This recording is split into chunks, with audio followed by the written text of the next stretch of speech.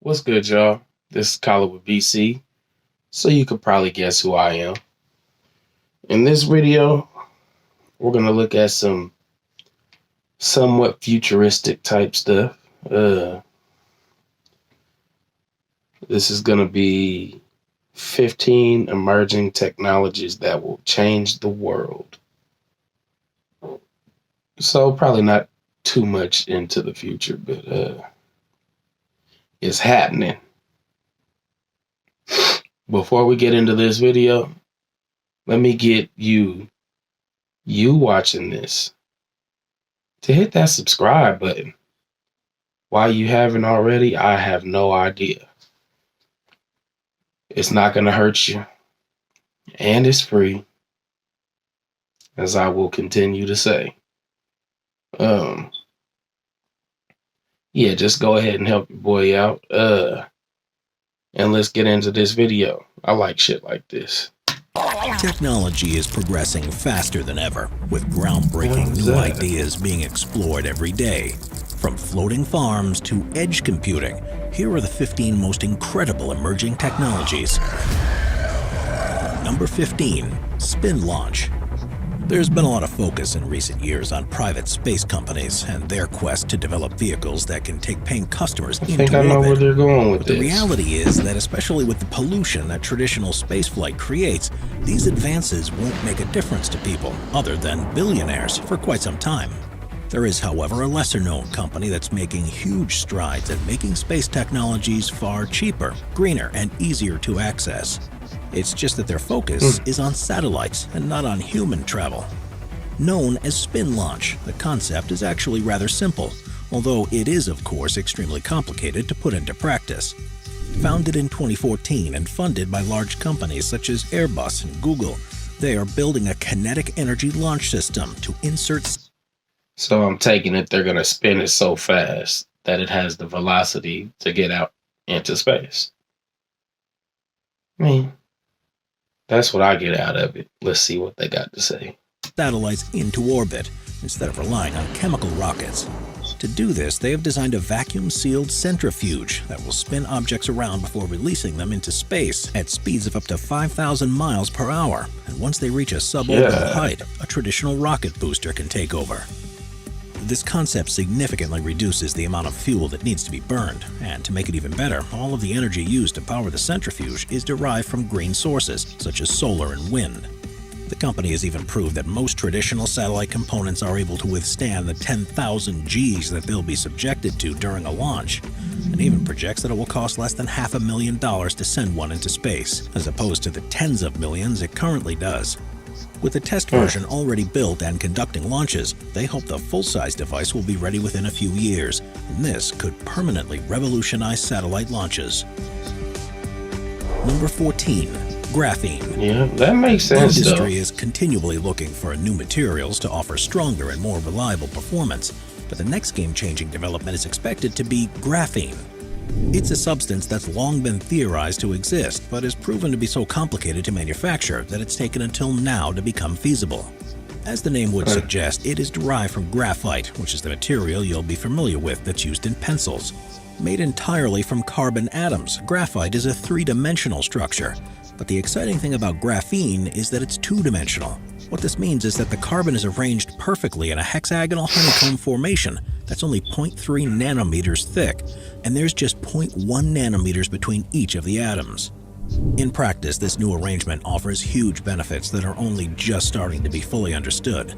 Graphene can conduct electricity far more efficiently than copper, for example. So It's that's also like 200 magnets. times stronger than steel, but Moving 6 that times shit. lighter. It's almost completely transparent because it only absorbs 2% of light, and it's impermeable to gases, even the lightest ones. And it can also have chemical components added to the surface to alter its properties. Researchers see graphene more as a platform that developers will be able to arrange in a way that plays to their needs. It could, for example, revolutionize touchscreen technologies, be incorporated to make lighter composite materials, and has a number of uses in electronics too. The possibilities are truly but how endless, strong and is it's it, though? expected to be possible to produce it in commercial quantities within the next What is decade. that, though? Number 13, Is that GPS-3. graphene? First beginning in 1973 and completed in 1993, The American GPS satellite network was the first global navigation system and revolutionized the way that everyone determines where they are on Earth. At first, the benefits were envisaged for militaries, but the technology has now had an impact on all of our lives, from the way certain electronics works to sat-nav systems and location-based tracking.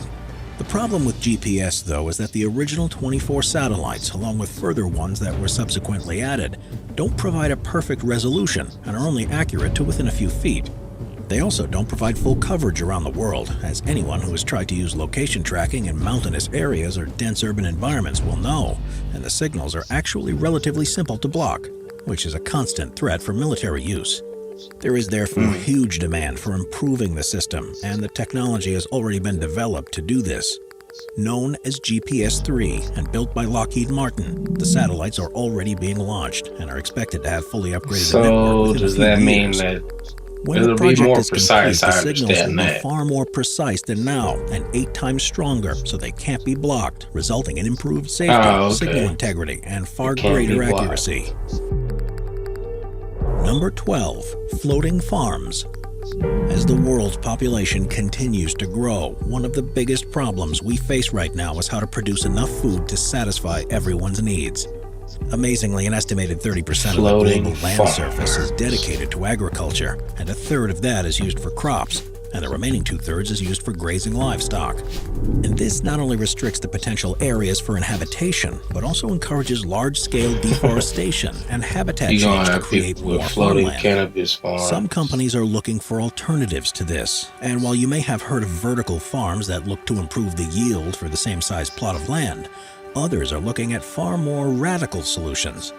One is the idea of floating farms, which can involve building huge complexes that sit on the surface of the ocean, can be moved to where they're needed, and crucially are temporary. They make use of areas that wouldn't be used for anything else and turn it into a Just profitable don't fill the commodity. ocean up with farms, Incredibly, though. one of these has already been in operation for several years in the port of Rotterdam in the Netherlands, where a company called Belladon has built a floating platform designed to farm 40 Meuse Rhine-Issel cows that are all milked by robots. By producing the product as close to the end consumers as milked by possible, robots? they're reducing transport costs too. What if They one also plan to be able malfunctions to and install rips an floating udder farms in off or regions that something? have suffered from disasters to get food production up and running far quicker than would otherwise be possible. Number 11. Edge computing. The way we use computers has changed significantly in the past few decades. I don't know what So that has the way movement was technology about. is designed to give us the best service. At first, everything was done on a singular device in our homes, and now we mainly use cloud computing, whereby most activities from our emails to documents and virtually everything else is held online, and our devices are essentially windows that grant us access to this. The problem with cloud computing, however, is that most companies rely on the infrastructure of just a few cloud providers: Amazon, Microsoft, Google, and IBM, with Amazon alone accounting for 47% of the market. Quite simply, everything that can be moved onto the cloud has wouldn't doubt pretty much it. been done so already, and there's very little the room to biggest grow in company that in the space. world. So Like- others have been looking at the so-called edge of the cloud. What this really means is that they're exploring ways to bring the processing and storage of the cloud geographically closer to where the user is in order to improve the experience. Rather than just relying on a few data centers, it will see more work done locally, and the idea is that this will significantly reduce latency, will also improve privacy and security, and will help reduce the bandwidth being used so the infrastructure doesn't buckle under the pressure of increased usage. In many ways, it may seem as if it's going back on the idea of cloud I still computing. think it's But it's really crazy how harnessing now it to they full have effect. warehouses If fingerprint or filled facial authorization is dealt with directly with, by your smartphone, rather than waiting for a server to reply, you'll be able to access your servers. online content much easier. That's crazy. Similarly, self-driving cars are currently the best example of edge computing. Rather than waiting for a server's response, it can function independently, but at the same time needs to be centrally controlled so it's automatically updated, and so the algorithms can be improved. Number 10. Now hold on. Self- When it comes to Tesla's self-driving cars, like, I hope y'all got everything you need for that, because if that signal gets blocked or malfunctions, you just killed a person. Dead ass. Like, no pun intended. Self-healing concrete. Concrete is one of the most important construction materials that's used around the world and is second to water in terms of the most consumed material.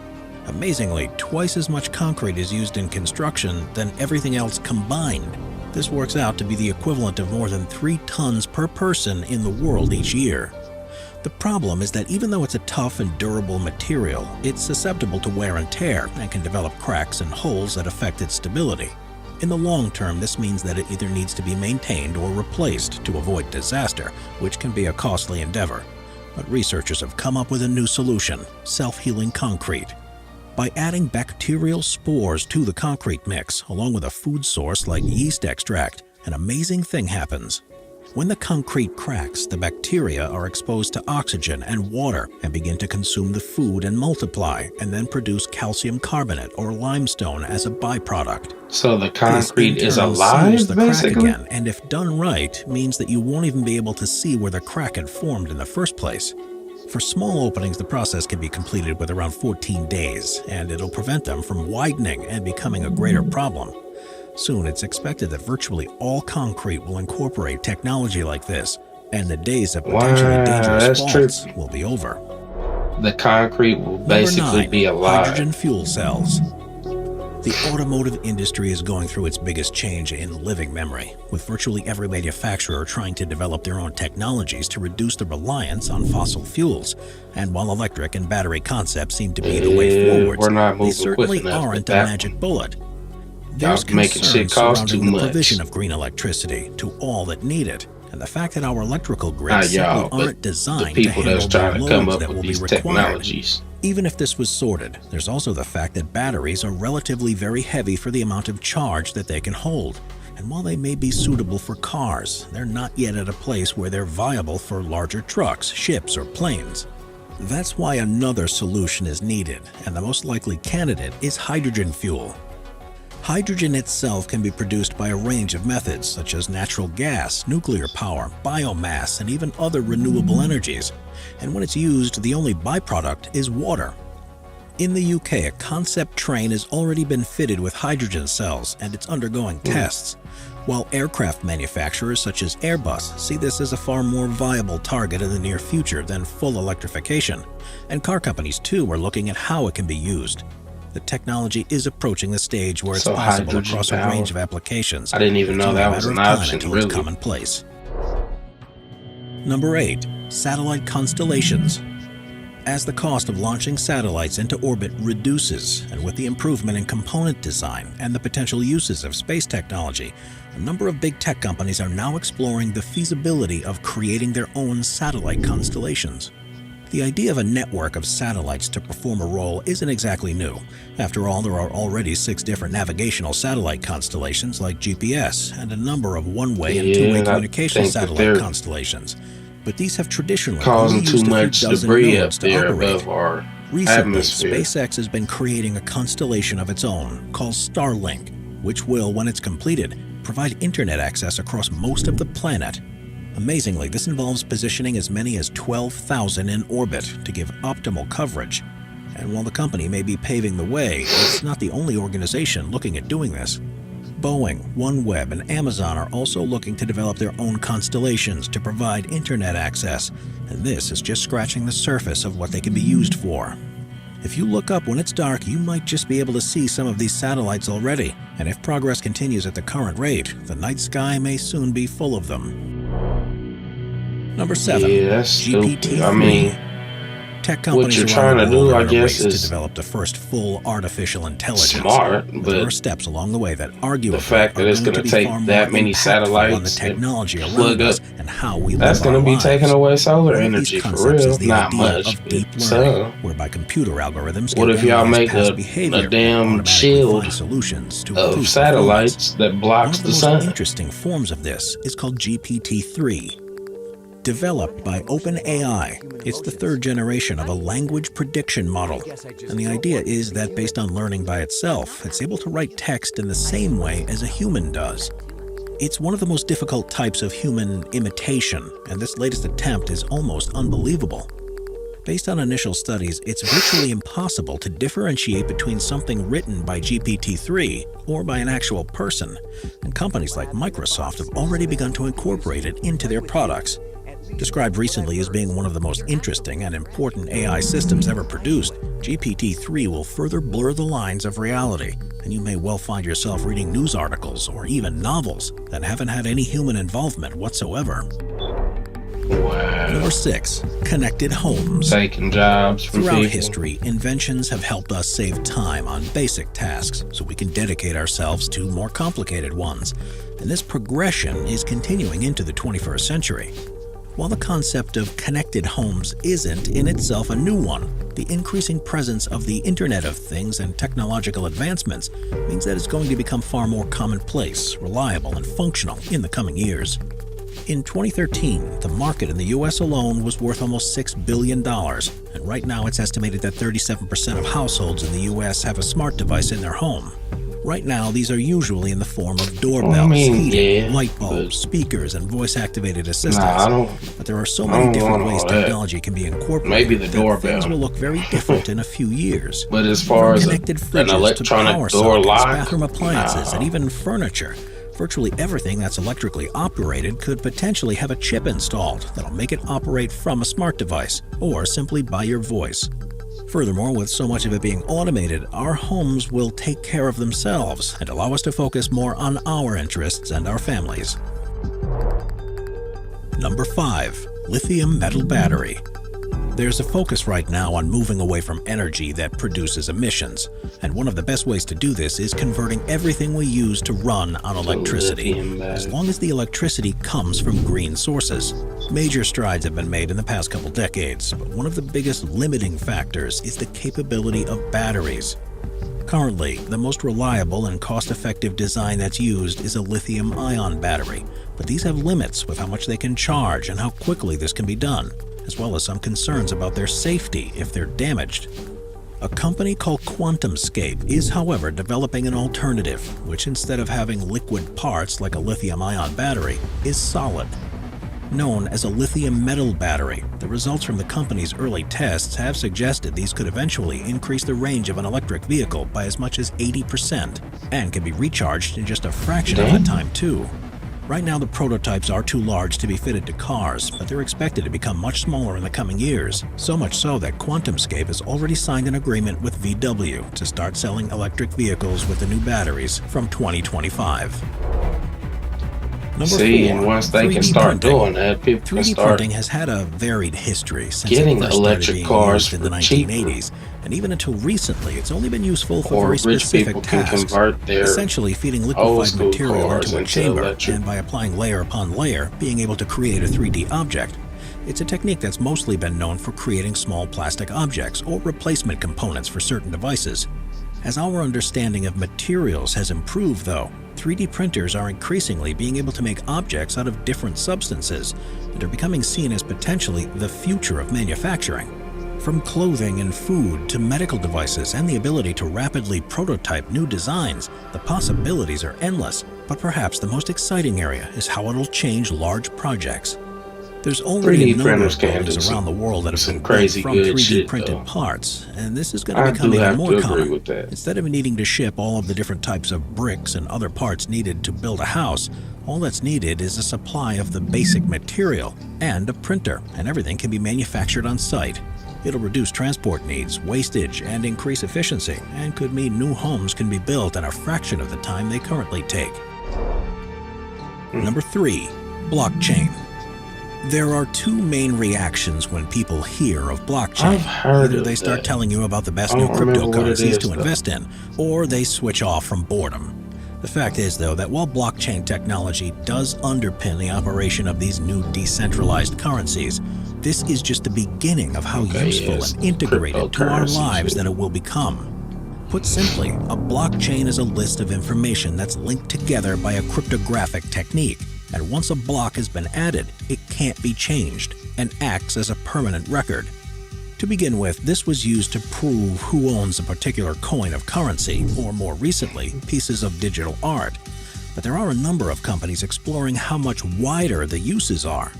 There are already examples of how blockchain is being used to enable energy trading Yeah, and maybe various that's other good. transactions, but perhaps the most important use Okay. is that it can track the Okay. history of individual products.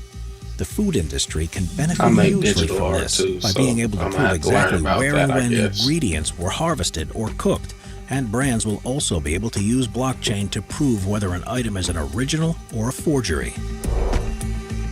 Number 2. Fighting fire with sound.